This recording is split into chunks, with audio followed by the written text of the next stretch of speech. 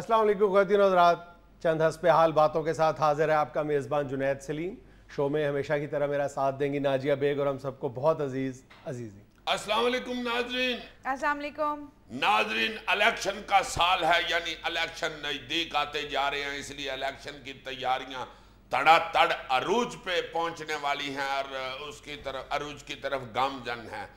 इसलिए बहसें हो रही हैं, मुबाहिसे हो रहे हैं, मीटिंगें हो रही हैं, इजलास हो रहे हैं और ये पिछले दिनों इस बात का भी फैसला करने की कोशिश की गई है कि दोहरी शरीयत वाला जो बंदा है वो इलेक्शन लड़ सकता है कि नहीं। अगर आम आदमी जो वोट डालता है उसको दोहरी शरीयत का हक है तो फिर जो इलेक्शन लड़े उसको भी हक होना चाहिए।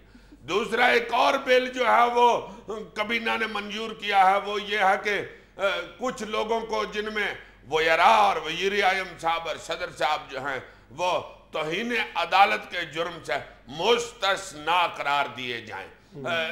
आइए इस सिलसिले में इस टॉपिक पर बात करने के लिए हम चलते हैं अपने महल्ले के दानिश्वर जनाब पा जुनैद साहब। महल्ले के दानिश्वर क्या मतलब? यार ये हमारा महल्ला ये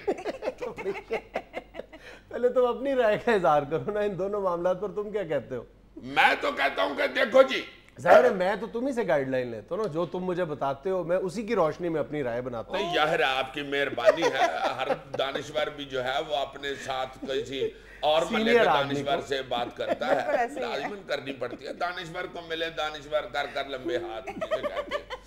यार मैं ये समझता हूं कि जो बंदा अपना दोहरी शरीयत रखता है उसके येन में ये तो होता होगा कि कोई बात नहीं ऐसी, इधर ना ऐसी तो उधर दौड़ जाएंगे। अच्छा, दोहरी शरीयत पे हम बाद में बात करते हैं, पहले ये बताओ कि ये जो काबीना ने 2 बिलों की मंजूरी दी है, एक तो तौहीन अदालत के हवाले से और एक दोहरी शरीयत की जो बिल है, इन दोनों में एक ही असूल को मद्देनजर रखा गया है, लेकिन वो जो असूल उन्होंने वजह किया है वो खुद अपने अंदर सेल्फ कॉन्ट्रडिक्टरी नहीं है, उसके अंदर अपने तजाद मौजूद नहीं है। मतलब जब तौहीन अदालत की बात की जाती है फिर इन लोगों का ये कहना है कि जो अरकान असम्बली हैं वो कुछ ना कुछ चीज़ों में आवाम से, आम लोगों से मावरा होते हैं, ऊपर होते हैं, उनका इस्तेकाक ज़्यादा होता है। लेकिन जब दूसरी तरफ दोहरी शरीयत की बात आती है फिर वो लोग यही दलील इस्तेमाल करते हैं कि अगर एक आम आदमी को वोट देने का हक हासिल है तो उसको रुकने असम्बली मुंतखब होने का हक भी हासिल होना चाहिए। तो ये सेल्फ कॉन्ट्रडिक्शन एक ही असूल के अंदर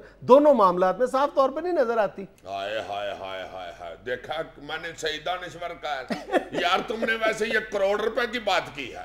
देखो खैर करोड़ तो नहीं है, मैं आप क्यों अपनी सतह से ऊंचा जाऊं यार, आपने यार 150-200 रुपए की बात की है। देखो तुम, अगर एक बंदा दोहरी शरीयत वाला ये कहते हैं जी इलेक्शन वोट डाल सकता है तो इलेक्शन भी लड़े, एक जैसा असूल होना चाहिए असम्बली मेंबरान के लिए और आम आवाम के लिए। तो फिर अगर आप तौहीन अदालत की बात करते हैं तो फिर जो अगर आम आवाम के ऊपर तौहीन अदालत लग सकती है तो आपको क्या सरखाब के पर निकले हुए? बिल्कुल यार ये सरखाब कोई परिंदा है? जी परिंदा है, पर जहर परिंदे की होती है वैसे, मगर मैं किसी वक्त सोचता हूँ कि वो जो अकबर आजम को पखा चलते थे उसमें भी तो पारी लगे होते। खैर ये तो मैं बेपर की अड़ा रहा हूँ, मगर ये दोहरी शरीयत के हवाले से मेरी 100% जो अपनी जाती माई ओपिनियन है वो ये है कि दोहरी शरीयत वाले बंदे को इलेक्शन लड़ने का भी हक होना चाहिए। अच्छा, इस ज़मन में तुम क्या दलील देते हो? यार वो सलाब में पैसे बहुत भेजते। अच्छा, जो लोग पैसे भेजते हैं उनको रुकने असेंबली मुंतखब होने का भी हक हासिल होना चाहिए। यार वो बेचारे इतनी मदद करते हैं, बाहर बैठ के पाकिस्तान का ख्याल करते हैं, इसका मतलब ये है कि उनको पाकिस्तान की तकलीफ का एहसास है, इसलिए वो इलेक्शन लड़े। इस ज़मन में तो कोई भी इख्तलाफ नहीं कर सकता कि बैरून मुल्क पाकिस्तानी, बल्कि वो पाकिस्तानी जो 30-30, 40-40, 50-50 बरस से मुल्क से बाहर हैं, उनको भी अपने वतन की तकलीफ का उतना ही एहसास है जितना यहाँ बैठकर हमें है। बल्कि ये कहना चाहिए कि बहुत सारे केसेस में शायद हमसे ज़्यादा है। हाँ ये बात है। वो देखो तुम जिस तरह वो जुप जाते हैं, किसी भी डिजास्टर जब यहाँ पे को होता है तो उसके खिलाफ वो खंदा पेशानी के साथ फाइट करते हैं। लेकिन जिस तरह तुमने 100% अपनी जाती राय का इजहार किया है, इसी तरह मैं भी ये जसारत कर लूं कि मैं भी अपनी सिर्फ जाती राय का इजहार कर लूं। क्यों नहीं, आप भी मेरी तरह एक दानिश्वर है।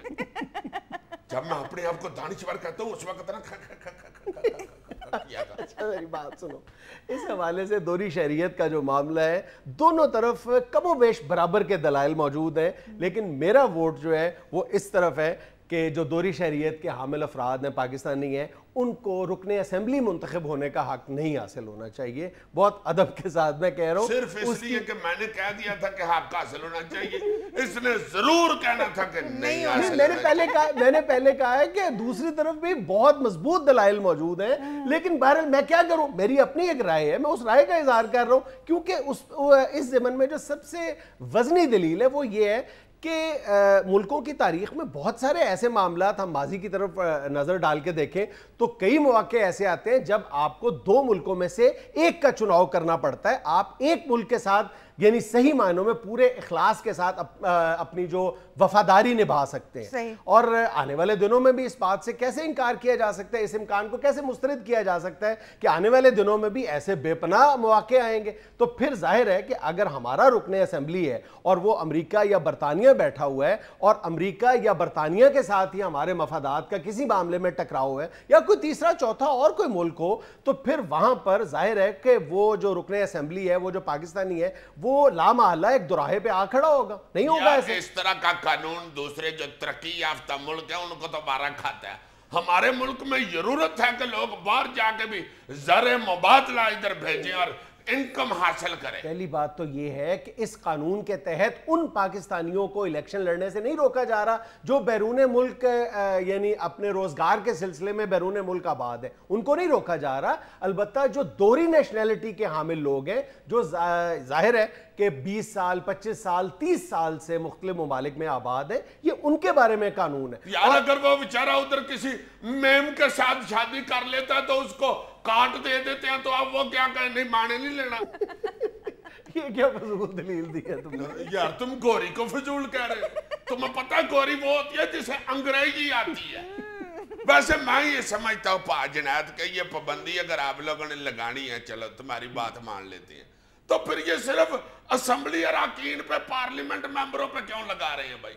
फिर सारे पाकिस्तान में तुम जरा फोड़ के देखो। मुझे एक दोस्त मेरा बता रहा था 70% ब्यूरोक्रेट्स जो हैं उनकी डबल नेशनैलिटी है, उन्होंने बाहर की नेशनैलिटी हासिल की हुई। बिल्कुल बिल्कुल। और खास तौर पे ये जो एक दो महकमों के लोग जो बाहर जाके तैनात होते हैं, खास तौर पर फॉरेन ऑफिस के जो लोग हैं, हाँ, जो भी बाहर जाके तैनात होते हैं, 70% लोगों की ड्यूअल नेशनैलिटी होती है। ऐसा ही है। और एक बात मैं और किसी वक्त सोचता हूँ कि यार ये ड्यूअल नेशनैलिटी पे पाबंदी का क्या फायदा है, जबकि सिंगल नेशनैलिटी वाला बंदा भी अगर इलेक्शन जीत के जाके किसी बड़ी सीट पे बैठता है तो वो अमेरिका का उतना ही ताबेदार होता है जितना ड्यूअल नेशनैलिटी वाला होता है। बिल्कुल, ये एक अलमिया है हमारा, ये एक लेकिन दूसरी बहस है, ये तो है, बहस से कब इनकार कर रहा हूँ। अगर हमारे हुक्मरानों ने ब्रिटिश और अमेरिकन की ताबेदारी करनी है तो फिर ड्यूअल नेशनैलिटी क्या और सिंगल क्या? वो क्या कहता है शायर के, दिल जद बाहर नु दे छड़िया फिर कन मन किन मिन कौन मन की। नाज़रीन, यहाँ में लेना एक छोटा सा वक्फा, हमारे साथ रहिएगा।